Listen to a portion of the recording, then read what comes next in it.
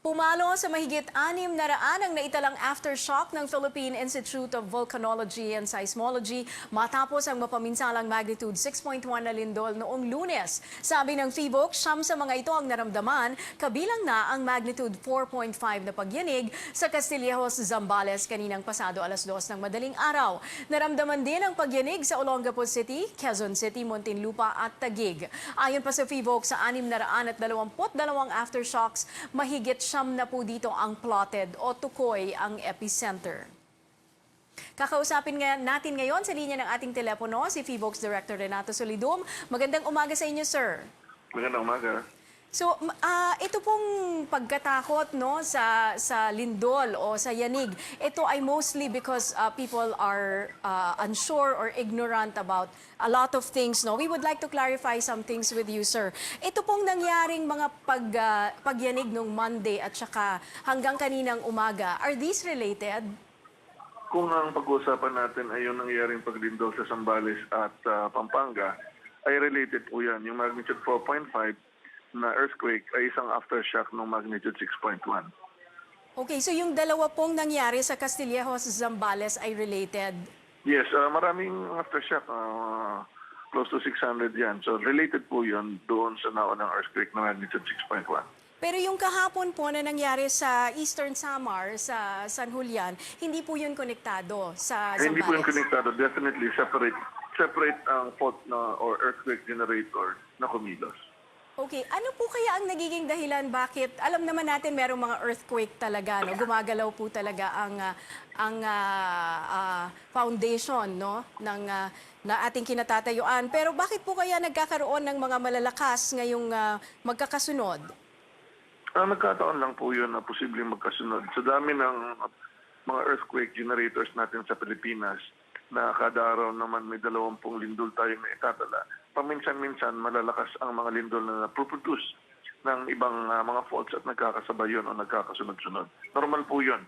In fact, may mga cases noon na talagang within weeks, no, maraming mga earthquake within a month, maraming earthquake na nangyayari. Palagi in 2017. Kaya ho talagang dapat nakahanda, no? Ito naman yung sinasabi ng ating mga otoridad years ago na, no, we're ready for the big one. Hindi po ba?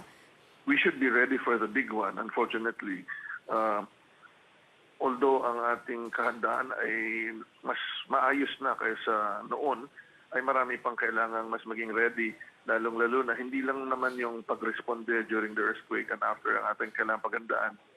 Yung pagpapatibay ng mga bahay at gusali ay kailangang maayos kasi ang pangunahing measure para mabawasan ang pagkamatay ay walang bumagsak na bahay at gusali. Unfortunately, base na sa ating pag-aaral ay maraming residential to mid-rise buildings na pwedeng maapektuhan ng lindol at doon yun yung maging sanhi ng kamatayan ng marami. So, importante po yung maayos. So siguro, sir, maganda na rin naging wake-up call na rin ito, no? Pagkatapos itong nangyari, and there might still be aftershocks, no? Dapat talagang, kagaya ng sinabi nyo, mas maging handa pa ang mga Pilipino. Yes, tama po yan. Well, sa totoo lang naman, nakakakaba talaga yung isang malakas na earthquake kasi hindi naman yun everyday mangyayari. And of course, yung motion na naapektuhan yung katawan habang lumilindol, lalong-lalo na kapag ikaw ay nasa tuktok ng building na mataas, talagang kakaiba. Pero dapat pairalin natin yung tamang understanding na yung mga building na mataas ay talagang gagalaw yan ng sobra at yung mga bahay mga gagalaw din. Pero kung sila ay matibay at kung convince ka naman na sumunod sa disenyo at standard ng building code, hindi yan masisira. So ang kailangan mong gawin is protektahan ng sarili kung sakalang may mahulog at babagsak. Presence of mind, and then saka na lang mag-evacuate kung tapos na yung paggalaw ng building o ng bahay. Yun po ang kailangan. At importante talaga na maunawaan natin yung totoong mga pangyayari habang lumilindol at ano yung magiging epekto nito. Meron pong mga pangamba ngayon na maaari daw pong